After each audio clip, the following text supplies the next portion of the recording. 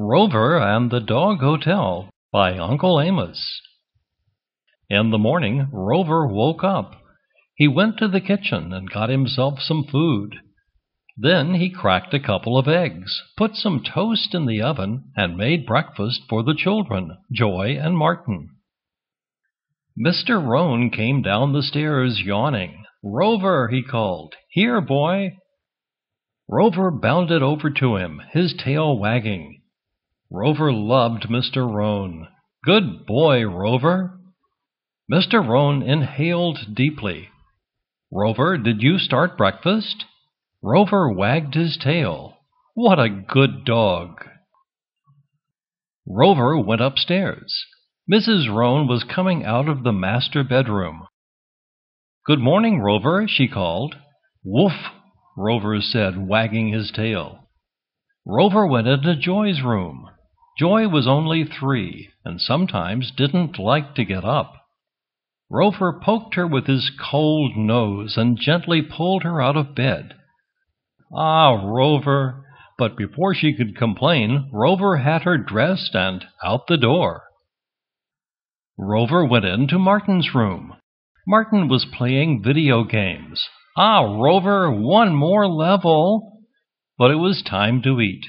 Rover pushed Martin away from the computer and led him downstairs. The family gathered around the kitchen table. "Good breakfast, Rover." "What a great dog! Rover's the smartest dog in the world." Rover just wagged his tail. When breakfast was done, Mr. Roan stood up. "I have an announcement to make," he said. "In 1 week we will all be going to Bermuda on vacation." Mrs. Roan squealed. Joy jumped. Martin cheered. Rover wagged his furry tail. "There's just one problem," Mr. Roan continued. "Rover can't come with us." The whole family groaned. "Why not?" asked Joy. "Because," said Mr. Roan, "Rover isn't a person." The whole family got very quiet. Joy thought about how Rover fluffed her pillows every night. Who would fluff her pillows in Bermuda? She started to cry. Martin thought about how Rover played games with him. Would Bermuda be any fun without his best friend? Martin didn't know. But Mrs. Roan thought about how big Rover had gotten and how much he was eating.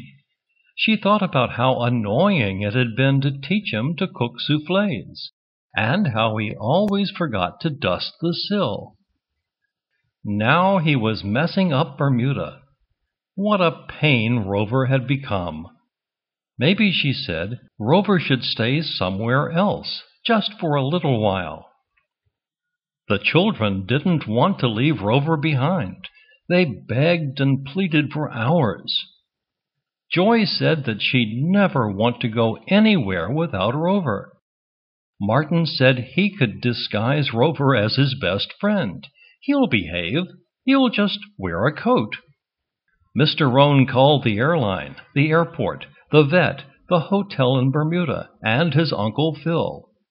Everyone told him the same thing. A dog isn't a person. He'll have to stay behind. Mrs. Roan found an ad for the smallest, cheapest dog kennel in the city. It was called the Dog House.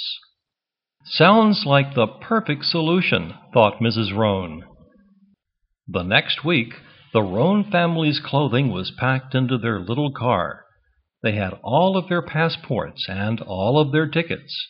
It was time to go. Joy cried as she hugged Rover. "I'm going to miss you, Rover," she sobbed. Rover wagged his tail sadly. Martin scratched Rover's ears. He wanted to cry too. "It's not going to be fun without you, Rover," he whispered. Rover whined. The family drove away. Rover picked up his suitcase and walked across town. He passed the school, the market, the firehouse, and the library.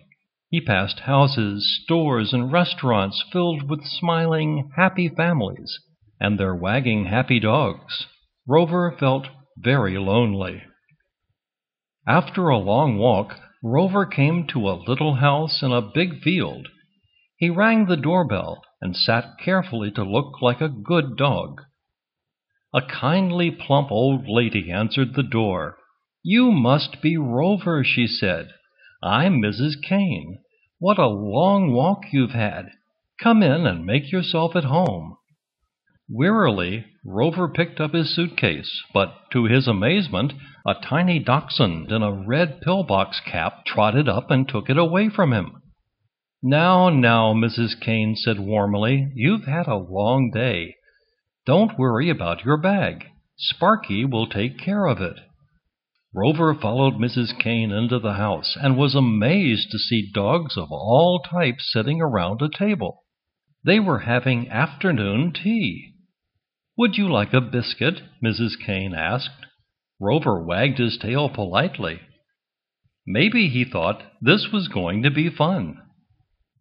Meanwhile, in Bermuda, Mrs. Roan had a bad sunburn. She had gone to the beach and fallen asleep on her blanket. "Why didn't somebody wake me up?" she wailed. Mr. Roan shrugged. "Rover usually wakes you up from your naps," he said. "I'm not used to it."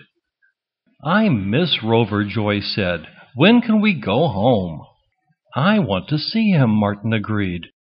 Mr. and Mrs. Roan sighed. "We know you miss Rover," Mrs. Roan said impatiently. "But we're here now, and we're having fun, right?" Joy and Martin just walked away. At the doghouse, Rover met dogs of every size and shape. There was Mitzi, who was a chow-chow.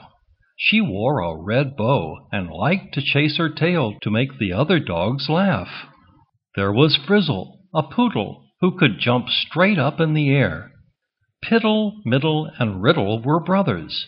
They were beagles with beautiful voices, and at night they would serenade the other dogs with lovely trios. Then there was Rita. Rita was a lovely golden retriever with a silky coat. She lived at the doghouse and helped Mrs. Kane take care of the guests. She could cook, paint, dance, and serve drinks from a tray, all while helping Mrs. Kane finish her crossword. Rover liked Rita very much. He brought her flowers from the garden and made her a batch of extra delicious soufflé, his own recipe. At night, they raced around the edge of the field until they were both exhausted, their tails wagging like flags. But in Bermuda, Mr. and Mrs. Roan were not having fun. "Joy, please get dressed," Mrs. Roan begged. "We're going to be late for the show." "No," shouted Joy, "I'm not getting dressed until I see Rover again." "Martin," Mr. Roan warned, "I won't say this again. Come out of that closet." "No," Martin shouted, his voice muffled by the closet doors. "Not until I see a ticket home."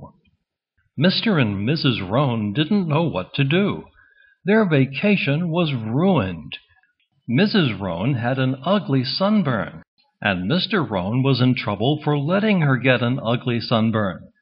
They called the airline and booked an early flight home. "I hope you're happy now," said Mrs. Roan as the family packed up their things. Mr. Roan, Mrs. Roan, Joy, and Martin climbed back onto the airplane and flew home. They were all exhausted from their awful vacation. Finally, they made it back to their house. As soon as he was inside the door, Martin announced, "I want to see Rover."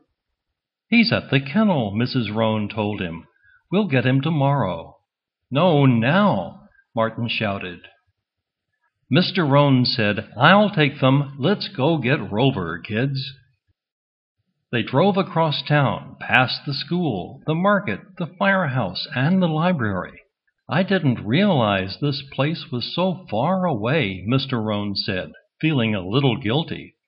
"He must have walked all the way across town," Joy whispered to Martin. Finally, the little car reached the doghouse. Joy and Martin rushed to the front door and rang the bell. Imagine their surprise when Rover answered. Rover! Mr. Roan asked Mrs. Kane, "How much do I owe you?" Mrs. Kane just laughed. "Oh, Rover isn't a guest here any more." "He isn't? Then what is he doing here?" "Oh my, didn't he tell you?" Mrs. Kane chuckled. "He's my new co-manager. He and my dear Rita run my hotel now." "Rover," said Mr. Roan, "don't you want to come home to your dog bed and your treats and your good old souffle pan?" Rover wagged his tail, but didn't move. "Rover," said Joy, "don't you want to come home and fluff my pillows for me?" "Rover," said Martin, "don't you want to play video games?" Rover gave them each a gentle nudge with his nose. Mr. Roan sighed. "Well, I guess that settles it. Good luck, Rover." "Goodbye, Rover," said Martin sadly. "We'll come visit you," shouted Joy. "Oh, please do," beamed Mrs. Kane. Without Rover around, Mr. and Mrs. Roan had to start cooking for themselves again. They didn't like it very much. Mr. Roan sometimes thought about getting another dog, but he never got around to it. Now that Rover wasn't around to fix his car, he was often too busy to look for a new dog anyway. But the children still visited Rover at the doghouse whenever they could. They always had a marvelous time with Mrs. Kane and the dogs who stayed there. And they all lived happily ever after. Rover and the Dog Hotel. Written by Uncle Amos. Narrated by Rick Schultz.